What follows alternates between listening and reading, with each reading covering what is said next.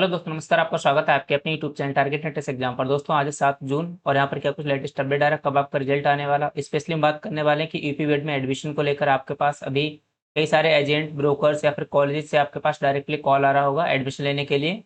कोई आपको कम फीस बता रहा हो, कोई ज़्यादा फीस बता रहा होगा, लेकिन आपको कुछ चीज़ें हैं जो आपको ध्यान रखनी है, उसके बाद ही आपको जो है एडमिशन यहाँ पर लेना है। आपको अपने चैनल से सभी अपडेट्स, सभी जानकारी, संपूर्ण काउंसलिंग प्रक्रिया सब कुछ आपको बताई जा रही है लगातार। तो आप लोग चैनल को सब्सक्राइब कर लीजिएगा, अपना सपोर्ट, अपना प्यार बनाए रखिएगा जैसे आपने अभी तक किया है।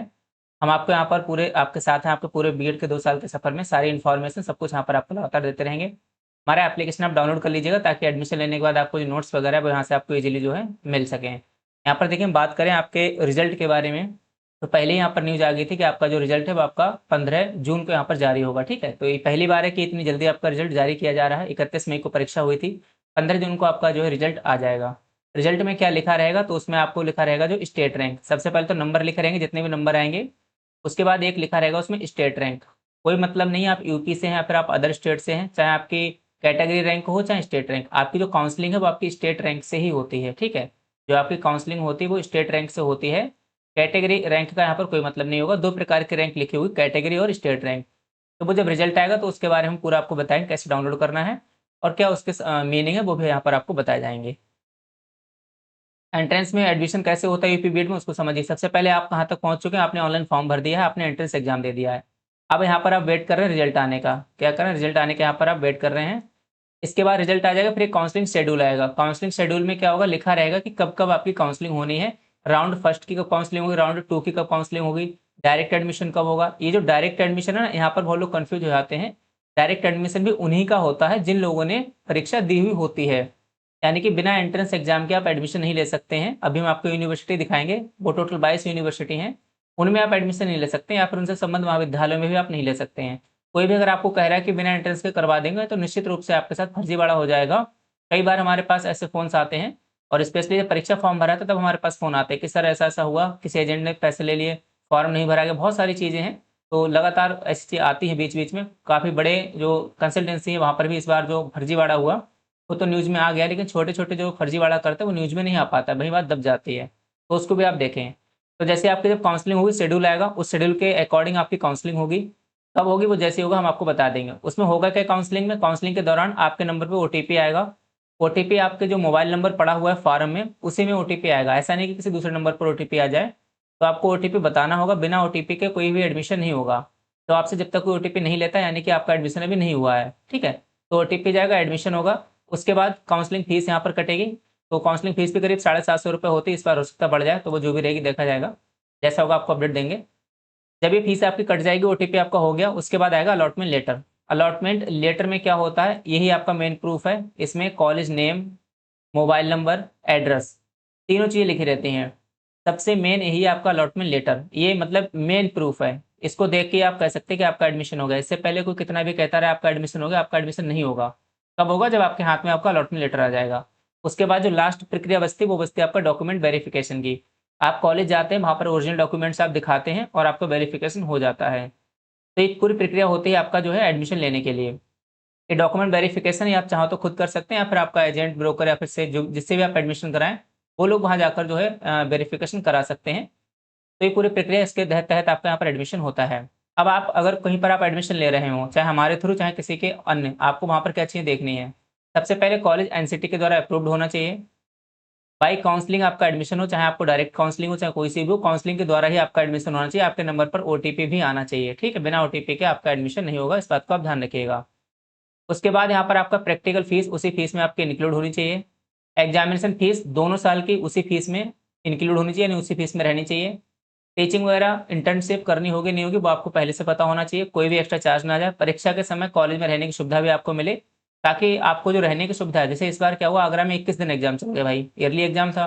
तो वहाँ पर अगर सोचो कॉलेज रहने की सुविधा नहीं देता तो बच्चों को कितनी दिक्कत आती, कितना उनको एक्स्ट्रा खर्चा जो उठाना पड़ता। अभी हमारे आगरा यूनिवर्सिटी में एग्जाम हो रहे हैं, परसों हम 4 जून को जो गए थे, अपने सभी स्टूडेंट से मिले जो बिहार के करीब वहाँ पर हैं, 250 स्टूडेंट्स हैं।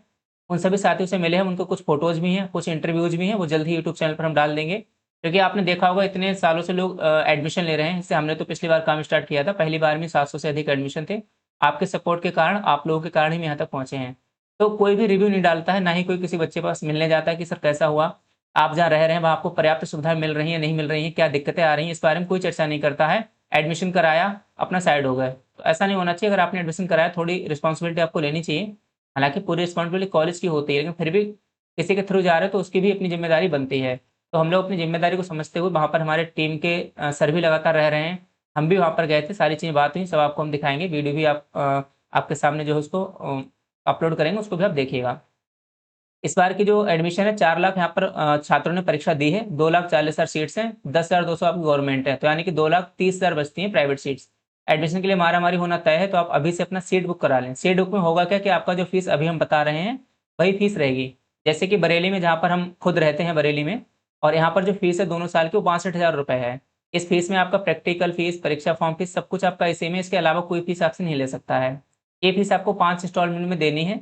सबसे पहले 5,000 आप अभी जमा कर देंगे, फिर जब आपका एडमिशन होगा उस टाइम आपको 10,000 रुपये करने रहेंगे। काउंसलिंग फीस अलग से रहती है 750 रुपये, तो 750 रुपये आपको पेमेंट करने होंगे। फिर आपका एग्जामिनेशन फॉर्म जब भरा जाएगा फर्स्ट ईयर का, तब आपको 20,000 रुपये देने हैं। उसके बाद जब सेकेंड ईयर का एडमिशन होगा तब 15,000, और सेकेंड ईयर का परीक्षा फॉर्म भरा जाएगा तब 12,000। तो कुल मिला के आपका 62,000 है, दोनों साल की कंप्लीट फीस है। और परीक्षा के दौरान रहने की सुविधा कॉलेज की तरफ से रहेगी, नोट्स हमारी तरफ से फ्री रहेंगे। तो कोई भी यहाँ पर दिक्कत नहीं आएगी। आप आइए, हमसे मिलिए बरेली में और अपना एडमिशन लीजिए, कोई प्रॉब्लम नहीं। आप चाहो तो वहीं से एडमिशन ले सकते हो, या फिर यहाँ पर आने के बाद भी आप एडमिशन ले सकते हैं। दूसरी हम बात करें चौधरी चरण सिंह यूनिवर्सिटी मेरठ, वहाँ पर हमारी जो फीस है वो 55,000 रुपये है। ये भी पूरे दोनों साल की फीस है। इंस्टॉलमेंट जैसे बताएंगे वैसे आपको पेमेंट करना है। कहीं पर भी आप एडमिशन लेते हैं तो कभी भी एक बार में आपको पूरा पैसा नहीं देना है, वरना फिर आप लोग फंस जाते हैं।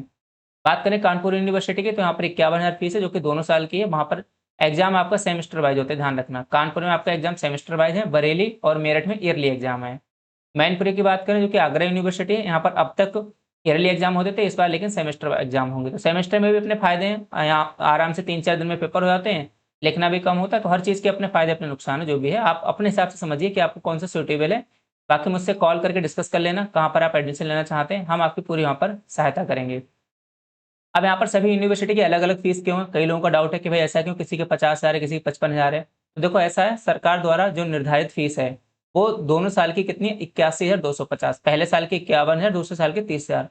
तो कोई भी कॉलेज आपसे मैक्सिमम इतनी फीस ले सकता है, यानी कि इससे ज़्यादा फीस नहीं ले सकता। ये फीस आपकी मैक्सिमम है। अब इसमें कुछ कॉलेज आपको डिस्काउंट देते हैं, तो कौन कितना डिस्काउंट दे रहा है उसके आधार पर यहाँ पर फीस आपको अलग अलग दिखाई देती है। तो इस चीज़ को उम्मीद है कि आप समझ पाए होंगे कि कॉलेज के ऊपर डिपेंड है। कोई आपका 40,000 में कर ले, कोई 45 में कर ले, 50 में कर ले, 55-60 जितना कर ले, वो अपने अकॉर्डिंग। जो लोग एडमिशन कराते हैं, चाहे हम हैं, चाहे दूसरे एजेंट हैं, चाहे यूट्यूबर्स हैं, जो भी आपको एडमिशन कराते हैं, उनकी क्या कमीशन रहती है उस पर भी ये फीस निर्भर करती है। कोई 2,000 में काम करता है, कोई 4,000 में करता है, कोई 10,000 में भी करता है, कोई 15,000 में भी करता है। तो कौन किस तरीके से काम कर रहा है उस पर फीस डिपेंड करती है, इसलिए सभी की फीस यहाँ पर क्या है, अलग अलग है। ये आप यूनिवर्सिटी देख सकते हैं। अगर आपने बीएड एंट्रेंस एग्जाम दिया है तो आप इन यूनिवर्सिटी में एग्जाम एडमिशन ले सकते हैं। इन यूनिवर्सिटी से संबंधित जो महाविद्यालय उनमें आप एडमिशन ले सकते हैं। अगर आपने एंट्रेंस नहीं दिया तो आप इन यूनिवर्सिटी के अंतर्गत किसी भी कॉलेज में एडमिशन नहीं ले पाएंगे। कोई कह रहा है तो वो आपसे गलत कह रहा है। जैसे कि जो एग्जाम है किसने कराया, बुंदेलखंड यूनिवर्सिटी ने आपका ये वाला एग्जाम कराया। तो आप चाहो तो यहाँ पर एडमिशन ले सकते हो, या फिर इससे संबंध महाविद्यालय में, या फिर आपका ये आगरा यूनिवर्सिटी होगी जहाँ पर हम एडमिशन करा रहे हैं। इसका हमारी 48,000 फीस है, दोनों साल की फीस है कंप्लीट। फिर आपका लखनऊ में आप एडमिशन ले सकते हैं, ये अयोध्या में एडमिशन ले सकते हैं, मेरठ में हमारे द्वारा एडमिशन हो जाएगा जहाँ पर 55,000 फीस है। बरेली में महात्मा ज्योतिबा फुले रोहिलखंड विश्वविद्यालय बरेली, जहाँ से मेरा खुद BSc MSc BEd एमएड, यहाँ पर आपका जो फीस है, ये आपका जो फीस है आपका 62,000 है दोनों साल का, ठीक है। रहने की सुविधा हर जगह आपका फ्री रहेगी कॉलेज की तरफ से। फिर ये वाराणसी हो गया आपका, वाराणसी में 2 यूनिवर्सिटी है, ये आपका जौनपुर हो गया, गोरखपुर है, कानपुर जहाँ पर हम लोग करा रहे हैं 51,000 में दोनों साल का आपका।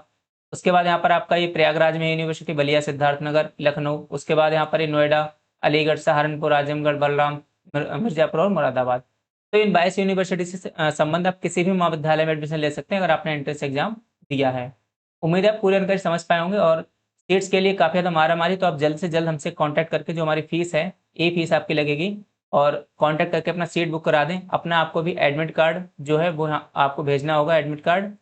उसके साथ में 5,000 रुपये आपको भेजने होंगे, QR कोड मिलेगा, उस पर आप पेमेंट करना। उसकी आपको पूरी जो है फीस स्लिप भी यहाँ पर मिलेगी, कोई आपको दिक्कत नहीं आएगी। अभी आपको बस एडमिट कार्ड देना, बाकी डॉक्यूमेंट्स क्या क्या लगेंगे काउंसलिंग के टाइम, एडमिशन टाइम, उसके लिए हम एक सेपरेट वीडियो बना देंगे, ताकि आपको सभी डॉक्यूमेंट्स की जो है जानकारी यहाँ पर मिल सके। तो उम्मीद है कि आप जानकारी समझ पाएंगे कि एडमिशन होता कैसे है और क्या प्रक्रिया रहती है, किन प्रक्रियाओं से आपको गुजर कर एडमिशन लेना पड़ता है। कुल मिलाकर फ्रॉडगिरी, फर्जीवाड़ा से बच के रहें। बहुत ज़्यादा जहाँ कम फीस जा रही वहाँ पर भी थोड़ा बच के रहें, क्योंकि निश्चित रूप से आगे से कोई ना कोई आपसे किसी न किसी रूप से वो फीस आपसे वसूल सकते हैं, ठीक है। बाकी जो रिव्यूज़ हैं, जो साथी हमसे मिले हैं, अभी हम सिर्फ आगरा में ही एडमिशन मतलब एग्ज़ाम चल रहे वहाँ पर मिले हैं। मेरठ में 16 जून से एग्ज़ाम होंगे, वहाँ पर जाकर उनसे मिलेंगे जिन्होंने एडमिशन लिया था। उसके बाद बरेली में एग्ज़ाम होने वाले हैं, 25 जून है, उसके बाद उनसे हम लोग मिलेंगे। तो जिनसे भी मिलेंगे वो लोग क्या सोचते हैं हमारे बारे में, उनसे हम रिव्यूज़ लेके भी अपने चैनल पर डालेंगे, नेगेटिव पॉजिटिव जो भी होंगे, उनको आप देखिएगा, उनके विचारों को भी आप सुनिएगा। इसी के साथ आप सभी साथी को बहुत-बहुत धन्यवाद। जय हिंद, जय भारत।